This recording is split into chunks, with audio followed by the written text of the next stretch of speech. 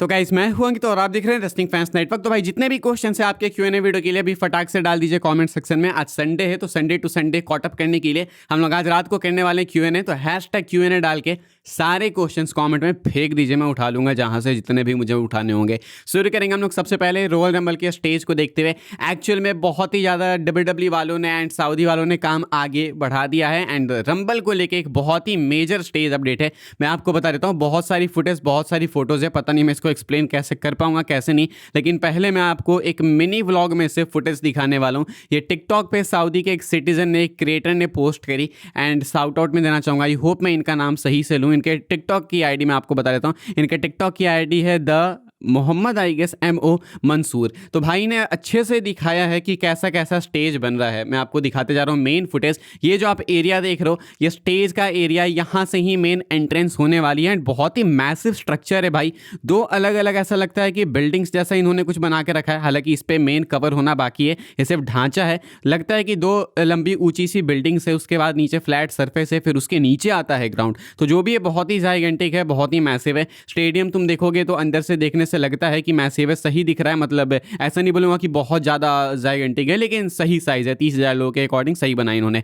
दो massive screens के लिए भाई इन्होंने ढांचा बना के रखा है, जिसपे कि जो स्टेडियम में लोग बैठ के देख सकते हैं अपना रंबल। साथ में रसलमीना के साइन को भी लटकाने वाले हैं, उसके लिए भी जगह दिखाई गई है। यहाँ तक नहीं रुकते हैं भाई, यहाँ पे गोरिल्ला पोजीशन के लिए भी इन्होंने जगह बना के रखी है, जहाँ पे WWE के एग्जीक्यूटिव्स बैठते हैं, ट्रिपल एच वगैरह बैठते हैं, वो सब कुछ यहाँ पे बैठने वाले हैं। ये है गोरिल्ला पोजीशन, यानी कि जस्ट एंट्रेंस से पीछे का ये एरिया होने वाला है एंड उसके बाद एंट्रेंस यहाँ से चालू होने वाली है। इन्होंने एक बहुत ही भयंकर लंबा चौड़ा सा रॉयल रंबल का लोगो भी रख रखा है, जो कि मुझे नहीं पता कहाँ पे ये लोग यूज करने वाले हैं, लेकिन एक रॉयल रंबल का बहुत ही बड़ा लोगो दिख रहा है। तो फिलहाल ये कुछ है स्टेडियम से अपडेट्स। मैं आपको अब कुछ फोटोज दिखा देता हूँ जो निकल के सामने ही, उसके बाद एक और वीडियो है वो भी मैं आपको दिखा दूंगा। ये आप लोग देख सकते हो कि देखने से तो भाई अभी कोई लाइट वगैरह इन्होंने लगा के रखा नहीं है, सिर्फ व्हाइट लाइट में ही स्टेडियम काफी ब्यूटीफुल दिख रहा है एंड ये एंट्रेंस एरिया मुझे बहुत ही ज्यादा एक्साइट कर रहा है। आई रियली वांट टू सी कि यहाँ पे इन्होंने क्या बनाया है। मुझे लगता है कि कुछ स्पेशल ही बना रहे हैं। इंट्रिग मुझे ये कर रही है चीज़ कि दो लंबे ऊंचे से स्ट्रक्चर्स हैं जो कि सामने दिख रहे हैं एक दूसरे के पैरेलल। उसके बाद ऐसा नहीं कि सीधे नीचे ग्राउंड है, नहीं,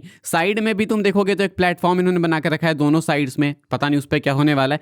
सो थिंग्स आर इंटरेस्टिंग, डेफिनेटली मजा आएगा देखने में। फिलहाल रंबल के स्टेज को लेकर एक अपडेट ये है एंड साथ में एक और जो आखिरी फुटेज है वो मैं आपको दिखा देता हूँ। आप देखोगे तो यहाँ पे ये नई फुटेज है एंड यहाँ पे तुम देखोगे तो रिंग कैनोपी वगैरह भी बनाना चालू कर चुका है। रिंग के ऊपर जो कैनोपी बनती है ना, ताकि बरसात वगैरह हो तो कोई दिक्कत ना हो, तो वो कैनोपी भी यहाँ पे बननी चालू हो चुकी है। तो ये भाई सारी अपडेट्स रॉयल रंबल के स्टेज कंस्ट्रक्शन को लेकर। यहाँ से काम बिल्कुल जोरदार ही चालू होने वाला है, फटाफट से ही सब कुछ होने वाला है। तो इसीलिए आप ऐसा एक्सपेक्ट कर सकते हो कि बहुत जल्दी आपको नई लीक्स देखने को मिलेगी एंड बहुत सारा काम आपको बहुत ही फटाफट होते हुए दिखेगा एंड जैसे जैसे लीक्स आएगी मैं आपको वैसे वैसे दिखाते जाऊंगा। आगे बढ़ते हैं भाई, हम लोग बात करते हैं अगली स्टोरी के बारे में and let's talk about Cody Rhodes. एक बार फिर से कोडी रोड्स ने ड्रू मैकिंटायर को बीट किया है WWE के रीसेंट लाइव इवेंट में, जहां पर उनका मैच था अनडिस्प्यूटेड टाइटल के लिए। वो मैकिंटायर को चैलेंज कर रहे थे एंड डिस्क्वालिफिकेशन से कोडी रोड्स मैच जीत तो गए, लेकिन टाइटल उनको नहीं मिली। आपको मालूम है कि डिस्क्वालिफिकेशन से मैच जीतने पर टाइटल नहीं मिलती है, बट कोडी रोड्स ने मैच तो जीत लिया। ऐसे में Cody Rhodes back to back ये दूसरी बार जीत चुके हैं। मैकिंटायर ने भी स्मैकडाउन में कहा तो था कि क्लॉज मैंने ऐड किया था कि कोडी को कोई रीमैच नहीं मिलेगा, लेकिन लाइव इवेंट्स में रीमैच तो मिल रहे हैं एंड इससे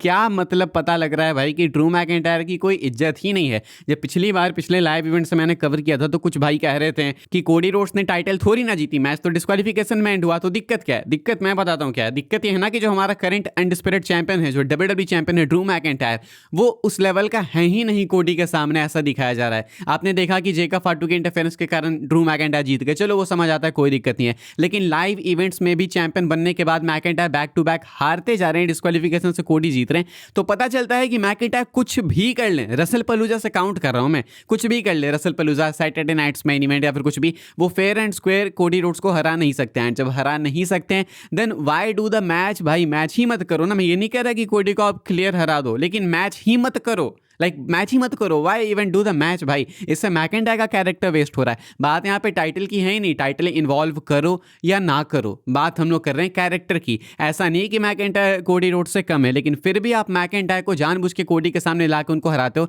तरीका कोई सा भी हो, दिखता तो यही है ना, प्रेजेंट तो यही हो रहा है ना सामने लोगों के, कि मैकिंटायर कोडी के सामने जीत नहीं सकते हैं। तिगरम लगाते हैं, मैकिंटायर बहुत पापर बेलते हैं, लेकिन end of the day Cody Rhodes इनको हरा ही देते हैं। तो कंप्लेन मेरी ये है भाई इस चीज से कि ड्रू मैकिंटायर को फिर चैंपियन क्यों ही बनाया आपने, फिर फिर मत ही बनाओ, कंपीट ही मत कराओ। अगर मैकेंटायर को आपको स्ट्रॉन्ग दिखाना ही नहीं है तो हमारी नज़रों में तो ये दिख रहा है ना कि हमारा जो चैंपियन है वो स्ट्रॉन्ग है ही नहीं, कोडी के सामने तो बिल्कुल नहीं, ये फुद्दू है, यही दिखाना चाह रहे हो तुम।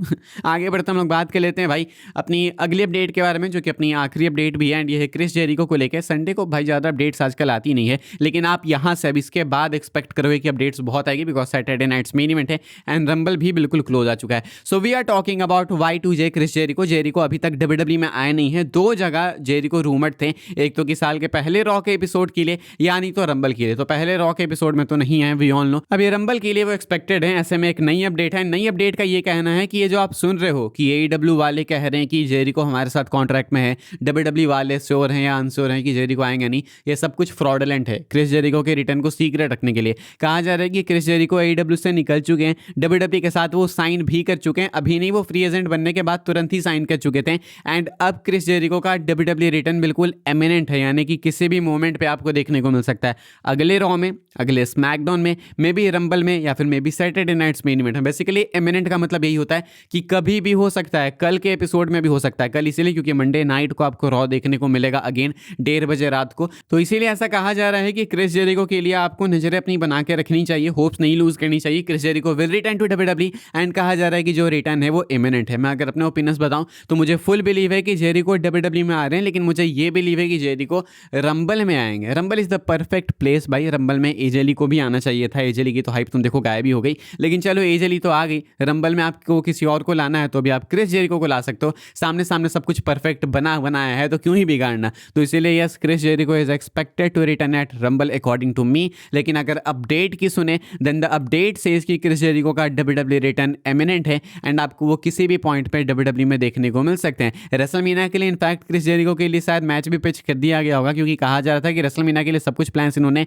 लॉक कर लिए हैं। जो मेजर कार्ड है वो लॉक हो चुका है। तो अगर क्रिस जेरिको पार्ट होने वाले हैं शो का, तो देन क्रिस जेरिको का भी मैच लॉक हो चुका होगा। 2-3 नेम्स है जो कि फैंस प्रेडिक्ट कर रहे हैं। एक LA नाइट, कुछ का कहना है ऑस्टिन थ्योरी कि इन लोग के अगेंस्ट जा सकते हैं जेरिको। कुछ लोग बहुत ज़्यादा सपने देख रहे हैं कि जेरिको एंड CM पंक का मैच हो जाएगा। मे बी एक फ्यूचर मैच हो सकता है, बट आई डोंट थिंक कि अभी ये रेसलमीनिया में होने वाला है। अब इसके लिए टाइम लगेगा, बिल्ड होना होगा एंड जेरिको आगे सीधा ही वर्ल्ड टाइटल पिक्चर में जाएंगे तो आते ही उनको हेटरेट मिलने लगेगी। तो फिलहाल यही है कहानी जेरिको को लेके। अपडेट सेज कि रिटर्न इमिनेंट है एंड किसी भी पॉइंट पे आपको जेरिको WWE में वापस आते हुए देखने को मिल सकते हैं। फिलहाल भाई इस वाली वीडियो के लिए यही सारी अपडेट्स थी। आई होप सबको इन्फॉर्मेशन मिली हो तो वीडियो को लाइक कीजिएगा, शेयर कीजिएगा एंड सब्सक्राइब कीजिएगा चैनल को, ताकि आने वाले टाइम के अंदर आपको और भी सही WWE की अपडेट्स वगैरह सबसे पहले देखने को जानने को मिलते रहे। अगेन रिपीटिंग भाई, Q&A वीडियो अगली आने वाली है, तो अभी फटाक से आप लोग अपने क्वेश्चंस डाल दो। अभी मैंने अभी रिसेंट में Q&A किया शायद 2 या 3 दिन पहले, लेकिन संडे को कर रहा हूँ वापस से, ताकि संडे टू संडे ही हम लोग कॉट अप कर पाए जो बीच में बिगड़ गया था। तो फटाक से क्वेश्चंस डाल दीजिए #Q&A डाल के। बाकी अभी के लिए इतना ही था, मिलूंगा मैं आपसे अगली वीडियो में जल्दी ही। तब तक के लिए goodbye, thanks for watching.